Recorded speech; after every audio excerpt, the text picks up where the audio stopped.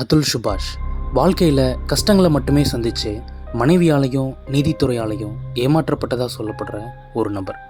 நேற்று வரைக்கும் ஒரு சாதாரண மனிதராக இருந்த அதுல் இன்னைக்கு மிகப்பெரிய பேசு பொருளாக மாறியிருக்காரு. இதுக்கு இவர் செஞ்ச சாதனைகள் காரணம் இல்லை, வாழ்க்கையில் அவர் சந்தித்த வேதனைகள் தான் காரணம். தான் பட்ட கஷ்டங்களை 1 மணி நேர வீடியோலையும் 24 பக்க லெட்டரில் தான் கைப்பட எழுதியும் இந்த உலகத்தோட முன்னாடி வச்சுட்டு இறந்து போயிட்டார். யார் இந்த அதுல் சுபாஷ்? அவனோட முடிவை தானே தேடிக்கிற அளவுக்கு அவருக்கு என்னாச்சு இந்த வீடியோவில் பார்க்கலாம். பீகாரில் பிறந்த 34 வயசான அதுல் சுபாஷ் ஒரு ஏஐ எக்ஸ்பர்ட். தன்னோட கடின உழைப்பால் முன்னேறி பெங்களூரில் இருக்கிற ஒரு ப்ரைவேட் கம்பெனியில் ஜென்ரல் மேனேஜராக ஒர்க் பண்ணிகிட்டு இருந்தார். 2019 மேட்ரிமோனி மூலமாக நிகிதா சிங்கானியாவை மீட் பண்ணுறாரு. 2 பேருமே பெங்களூரில் ஒர்க் பண்ணிகிட்டு இருந்ததால் பெங்களூர்லேயே அவங்களோட மேரேஜ் நடக்குது. மேரேஜ் ஆன கொஞ்ச நாள்லேயே அவங்களுக்குள்ள கசப்பான அனுபவங்கள் ஏற்படுது. இதனால் நிறைய பிரச்சனைகள் உருவாகுது. மேரேஜ் ஆன 1 வருஷத்தில் அவங்களுக்கு ஒரு ஆண் குழந்தையும் பிறக்குது. அதுலோட ஏற்பட்ட நிறைய பிரச்சனைகளால் நிகிதா குழந்தையோட அவங்க சொந்த ஊரான உத்தரப்பிரதேஷ்க்கு போயிட்டாங்க. அங்கே போன நிகிதா அதுல் மேலே நிறைய கேஸ் ஃபைல் பண்ணியிருக்காங்க. டிவோர்ஸ் 2 பேருமே ஃபைல் பண்ணியிருந்தாலும் அதுல் மேலே பல பொய் கேஸ் ஃபைல் பண்ணப்பட்டதா சொல்லப்படுது.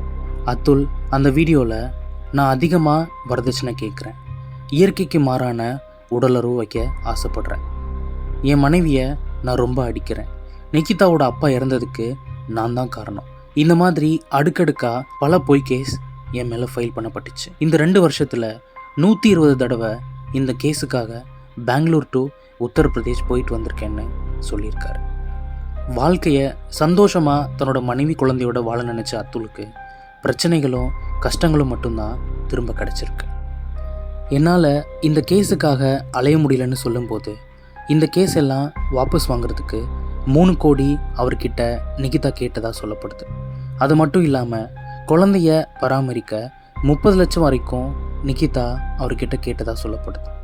அந்த வீடியோவோட ஆரம்பத்தில் நான் என் வாழ்க்கையை முடிச்சுக்க போகிறேன், இதுக்கு காரணம் என்னோடய ஒய்ஃப் நிகிதா, அவரோட அம்மா, ஒய்ஃபோட அண்ணன், ஒய்ஃபோட அங்கிள், இவங்களாக தான் காரணம்னு சொல்லியிருக்காரு. நான் சம்பாதிக்கிற காசை என்கிட்ட இருந்து வாங்கிட்டு அந்த காசை வச்சே என் மேலே கேஸ் போடுறாங்க. நான் ஒரு கேஸாக முடிக்க ட்ரை பண்ணும்போது என் மேலே அடுத்தடுத்து புதுசாக கேஸை ஃபைல் பண்ணுறாங்கன்னு சொல்கிறாரு அதுல். பெண்களுக்கு ஒரு அநீதி நடக்கும்போது குரல் கொடுக்குற இந்த சமூகம் அதை ஒரு ஆணுக்கு நடக்கும்போது கண்டுக்காமல் இருக்குதுன்னு சொல்கிறாரு.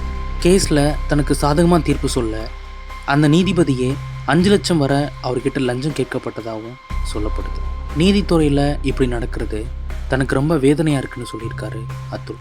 கோர்ட்டில் ஆண்களுக்கு எதிராக நிறைய அநீதி நடக்குது, இதனால் ஆண்கள் நிறைய பேர் தற்கொலை பண்ணிக்கிறாங்கன்னு அதுல் சொல்லும்போது நீ ஏன் இன்னும் சாகாமல் இருக்கன்னு கேட்டிருக்காங்க நிகிதா.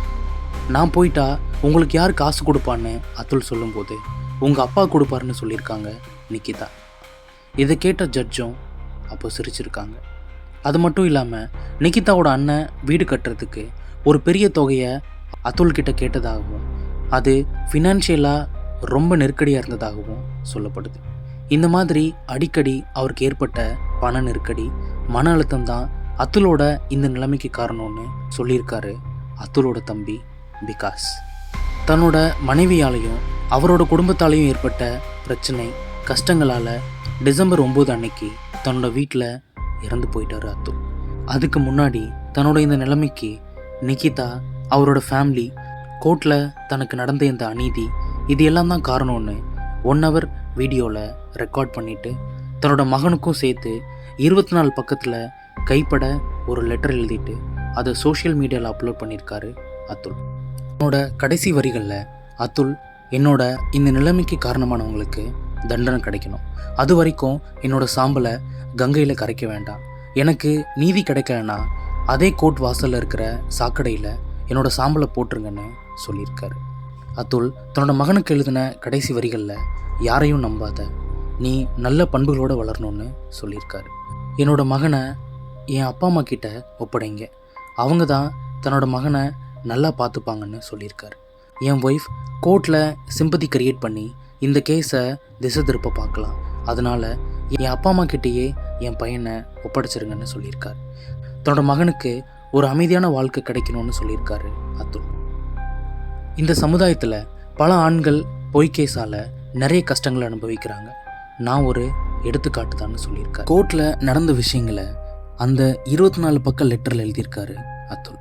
அதில் மார்ச் அன்னைக்கு கோர்ட்டில் ஜட்ஜ் ஏன் இந்த கேஸை செட்டில் பண்ண மாட்டீங்கன்னு அதுல் கிட்ட கேட்கும்போது, மேடம் அவங்க முதல்ல 1 கோடி ரூபாய் கேட்டாங்க, உங்களோட இன்ட்ரிம் மெயின்டெனன்ஸ் ஆர்டருக்கு அப்புறமா 3 கோடி ரூபாய் கேட்குறாங்கன்னு சொல்லியிருக்காரு.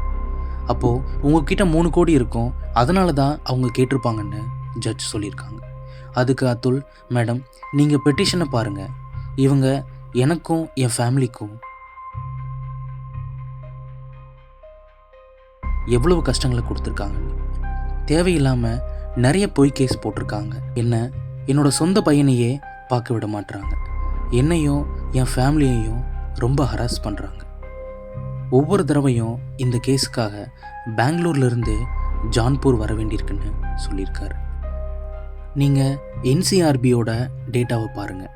லட்சம் ஆண்கள் பொய்யான கேஸ்னால சூசைட் பண்ணுறாங்கன்னு அதுல் சொல்லும்போது, நீங்கள் ஏன் இன்னும் சூசைட் பண்ணிக்கலன்னு கேட்டிருக்காங்க நிகிதா. இதை கேட்ட ஜட்ஜ் சிரிச்சுக்கிட்டே நிகிதாவை வெளியே போக சொல்லிட்டு அதுல் கிட்ட, நீங்கள் உங்கள் ஃபேமிலியை பற்றி யோசிங்க, இந்த கேஸை செட்டில் பண்ணுங்கன்னு சொல்லி 5 லட்சம் ரூபாய் கேட்டதா அந்த லெட்டரில் எழுதியிருக்காரு அதுல். அதுல் தன்னோட கடைசி வேண்டுகோளாக, என்னோட இந்த கேஸ் ஹியரிங்ஸ் லைவாக இந்த நாட்டு மக்கள் முன்னாடி நடக்கணும், எனக்கு நடந்த இந்த அநீதியை மக்கள் கண்டிப்பாக தெரிஞ்சுக்கணும், என்னோட இந்த சூசைட் நோட்டையும் வீடியோவையும் எவிடன்ஸாக எடுத்துக்கோங்க. உத்தரப்பிரதேஷில் இருக்கிற அந்த ஜட்ஜ் என்னோட இந்த டாக்குமெண்ட்டை அழிக்க நினைக்கலாம், அதனால் இந்த பெங்களூர் கோர்ட்டில் தான் இந்த கேஸ் நடக்கணும்னு சொல்லியிருக்காரு. என்னோட குழந்தைய என்னோட அப்பா அம்மா கிட்டேயே கொடுத்துருங்க, அவங்க தான் ஒரு நல்ல வேல்யூஸோட என் பையனை வளர்ப்பாங்கன்னு சொல்லியிருக்காரு. நான் இறந்ததுக்கப்புறம் என்னோட ஒய்ஃப், அவரோட ஃபேமிலி யாருமே என் டெட் பாடி பக்கத்தில் கூட வரக்கூடாதுன்னு அதில் எழுதியிருக்காரு. என்னை ஹராஸ் பண்ணவங்களுக்கு பனிஷ்மெண்ட் கிடைக்கிற வரைக்கும் என் அஸ்தியை கங்கையில் கரைக்காதீங்க. அந்த கரப்ட் ஜட்ஜும் ஒய்ஃபும் ஃபேமிலியும் குற்றவாளிகளும் நிரூபிக்கப்படலைன்னா என்னோட அஸ்தியை கோர்ட் வாசல் இருக்கிற சாக்கடையில் போடுங்கன்னு அந்த லெட்டரில் எழுதியிருக்காரு. என்னோட ஒய்ஃப் நான் போட்டது பொய் கேஸ்னு ஒத்துக்காத வரைக்கும் எந்த கேஸையும் வாபஸ் வாங்க அலோவ் பண்ணக்கூடாது. என் ஒய்ஃப் என் பையனை கோர்ட்டுக்கு கூட்டிட்டு வந்து சிம்பதி கிரியேட் பண்ணி இதிலிருந்து தப்பிக்க நினைப்பாங்க. கோர்ட் இந்த ட்ராமாக்கு அலோவ் பண்ணக்கூடாதுன்னு சொல்லியிருக்காரு. இந்த ஹராஸ்மெண்ட் கண்டினியூ ஆச்சுன்னா என் பேரண்ட்ஸை கருணை கொலை செஞ்சுருங்கன்னு நிறைய உருக்கமான வேண்டுகோளை அந்த லெட்டரில் எழுதியிருக்காரு அதுல். அதுல் அவர்களோட இந்த பரிதாபமான நிலைக்கு அப்புறம் அவரோட பிரதர் பிகாஸ் நிகிதா மேலேயும் அவரோட அம்மா, பிரதர், மாமா மேலேயும் அதுலோட இந்த நிலைக்கு இவங்க தான் தூண்டுதல்ன்ற பேரில் கேஸ் கொடுத்துருக்காரு. பெண்களை பாதுகாக்கிற சில சட்டங்கள் ஆண்களுக்குன்னு வரும்போது அதை பெருசாக எடுத்துக்கிறது இல்லைன்னு சோஷியல் மீடியாவில் பலர் தங்களோட கருத்துக்களை சொல்லிகிட்டு இருக்காங்க. இந்த வீடியோ பார்த்துட்ருக்க நீங்கள் உங்கள் பக்கத்தில் இருக்கிற உங்களுக்கு தெரிஞ்ச யாராவது ஒருத்தர் டிப்ரெஸ்டாக இருந்தால் அவங்களோட பேசுங்க. மேபி அதுலும் யார்கிட்டையாவது பேசியிருந்தா இந்த முடிவை எடுத்திருக்க வாய்ப்பு குறைவு தான். நீங்கள் பேசுகிற அந்த வார்த்தைகள் சில நேரத்தில் உயிரை கூட காப்பாற்றுன்றதை மறந்துடாதீங்க. சட்டம் ஒரு நாள் ஆண்களுக்கும் செவி சாய்க்கும். இந்த சம்பவத்தை பற்றின உங்கள் ஒப்பீனியனை கமெண்ட்டில் சொல்லுங்கள். தேங்க்ஸ் ஃபார் வாட்சிங்.